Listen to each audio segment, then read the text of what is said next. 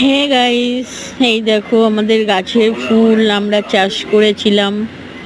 তো সব রকম ফুল চাষ করেছিলাম, গোলাপ ফুল থেকে, সেটা হয়তো তোমাদের দেখানো হয়নি। বাট সূর্যমুখী ফুল থেকে, সূর্যমুখী সরি, চন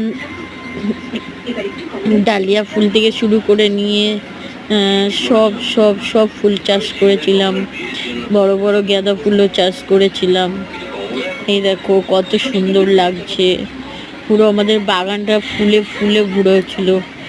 তো বড় বড় ডালিয়া ফুল চাষ করেছিলাম।